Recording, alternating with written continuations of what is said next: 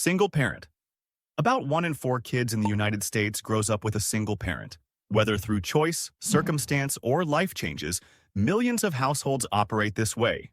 While these families are usually defined by what they lack, children who grow up like this often develop skills that no other family structure provides. The household runs differently when one adult handles everything. Decisions happen faster, and there's no arguing between two parenting styles or waiting for someone else to weigh in. Kids in these homes learn early that things get done because everyone pitches in. They take on chores younger, help with groceries, and figure out how to manage their own time. Children raised by a single parent form unusually tight bonds with that parent. All the attention, all the conversation, and all the bedtime stories go to one kid. And that concentrated connection builds communication skills early. Studies show that these children often start talking sooner and express themselves better than peers in busier families. The household also tends to be more transparent. Single parents share more with their children about finances, scheduling, and life challenges. They grow up understanding how a home actually functions.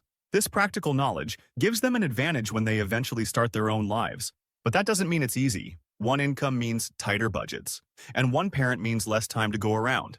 Yet, kids who grow up this way often come out more independent, more capable, and more prepared for real-life challenges. They are overrepresented in entrepreneurship and self-employment, fields where figuring things out alone is the crucial skill to have.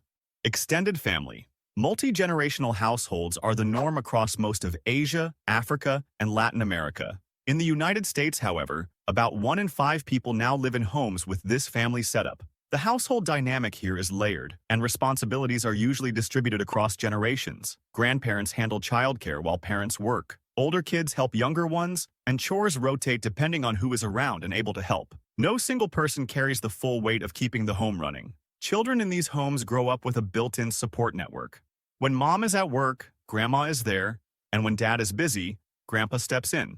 Studies show these kids have fewer behavioral problems and do better in school. More adults watching means more guidance and less chance for things to slip through the cracks. There is also something valuable that gets passed down through daily life. Grandparents carry stories, traditions, and practical knowledge that parents often forget or don't have the time to share.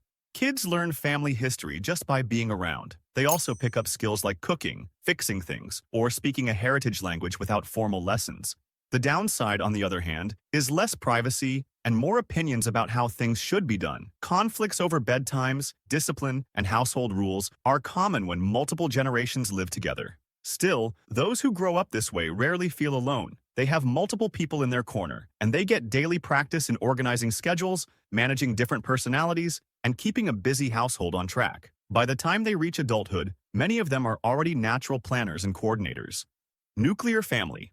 Nuclear family became the standard in the 1950s. It consists of a household with 2 parents and 1 to 3 kids. About 46% of children in the U.S. grow up in nuclear families, compared to 70% back in the 1960s. But even though the numbers have decreased, this still remains the most common family setup today. The household dynamic here is streamlined. 2 adults divide responsibilities. One might handle mornings while the other covers evenings, or they split cooking and cleaning down the middle. Decisions get made between 2 parents who generally share the same goals for their kids, which makes the structure simple and predictable. Children in nuclear families benefit from that focused attention. 2 parents splitting duties means more time and energy is available for each child. Studies consistently show higher average grades and lower poverty rates for children who grew up in stable 2-parent homes. Having 1 or 2 siblings also helps. Brothers and sisters create a social training ground right inside the home. Kids learn to share bathrooms, negotiate TV time, argue, make up, and compromise every single day. A study published in the Journal of Family Psychology found that sibling conflict, when managed well, builds conflict resolution skills that children carry into adulthood. The stability of this structure gives children a predictable foundation to build from. Kids from stable nuclear families often excel in structured environments, like traditional careers, corporate settings, and fields where consistency and reliability matter. Divorced parents. Nearly half of all marriages in the U.S. end in divorce. For children, this usually means splitting time between 2 homes, 2 sets of rules, and sometimes 2 very different household styles. This completely changes the usual routine. Instead of one home with shared systems, children move between 2 separate ones. Dad's house might have different chores, different bedtimes, and different expectations than mom's. Each household develops its own rhythm, and children learn to adjust more every time they switch. Kids in this family setup become experts at reading environments. A study from the University of Virginia found that children affected by divorce scored higher on adaptability and resilience than peers from intact but high-conflict homes.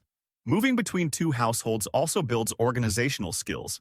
They learn to keep track of belongings across locations, manage their own schedules, and communicate needs clearly to two different adults who may not be talking to each other. The adjustment period is hard, and outcomes depend heavily on how parents handle the situation. But children who grow up with support on both sides often become comfortable with change in ways that others never do. They tend to thrive in careers like consulting, journalism, sales, and travel coordination. The ability to walk into unfamiliar situations and quickly adapt is something they practiced every week growing up. Only child family. About 20% of families in developed countries have just one child. These children grow up in a household built entirely around them. Without siblings, the home operates a lot differently. There is no competition for toys, no battles over bathroom time, and no noise from brothers and sisters running through the house. Meals are calmer, and conversations happen at an adult pace.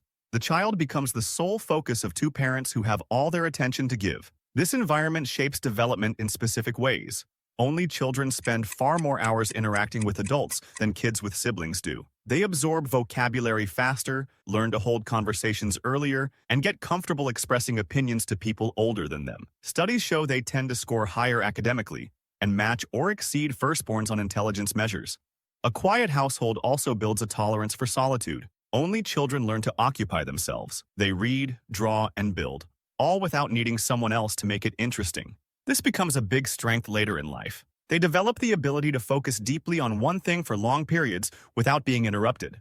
The trade-off is that sharing and compromise come later. Siblings teach those lessons automatically through daily conflict. Only children learn them through friendships and group activities instead.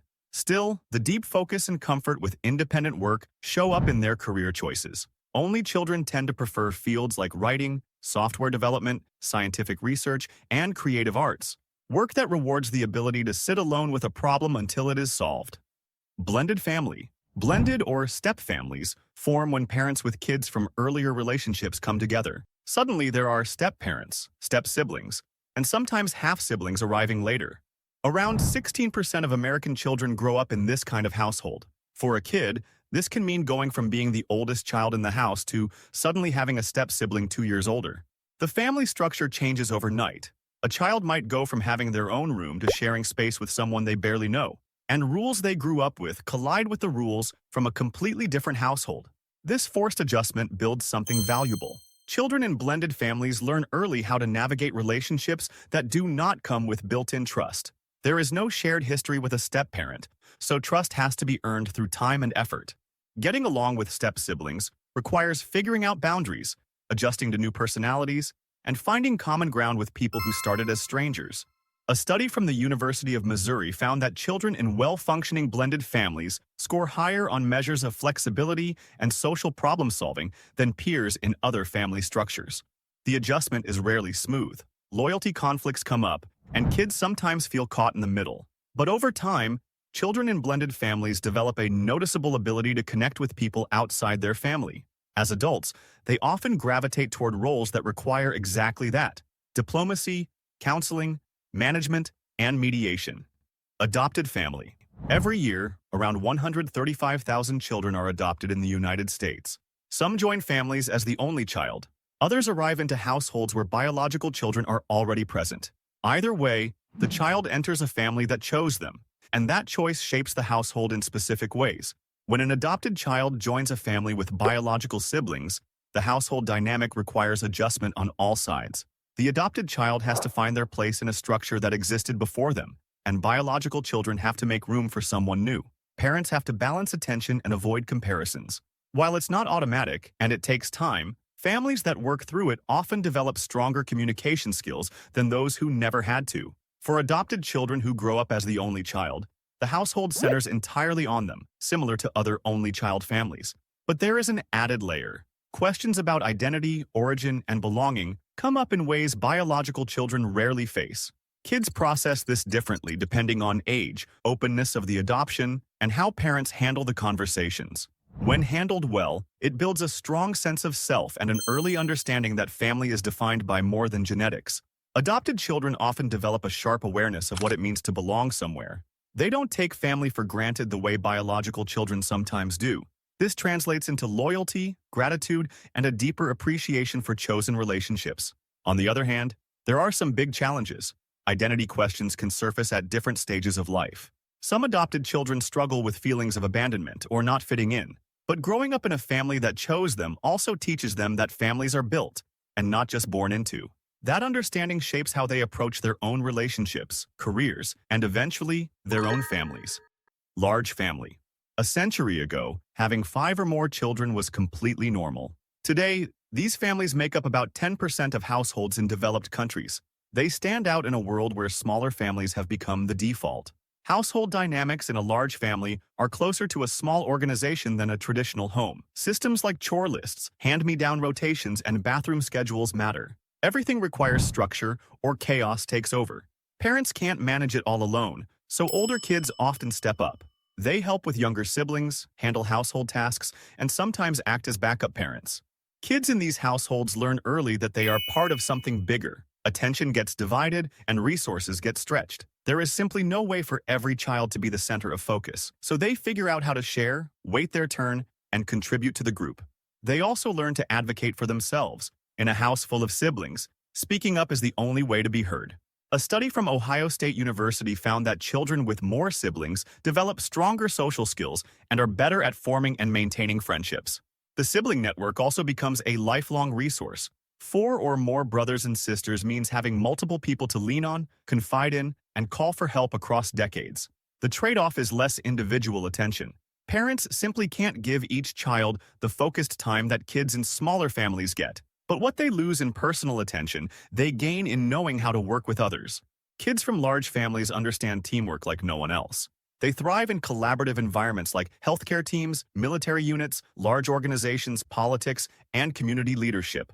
The ability to function as part of a group and balance personal needs with common goals is something they spent their entire childhood practicing. If you enjoyed this video, you're going to love this next one.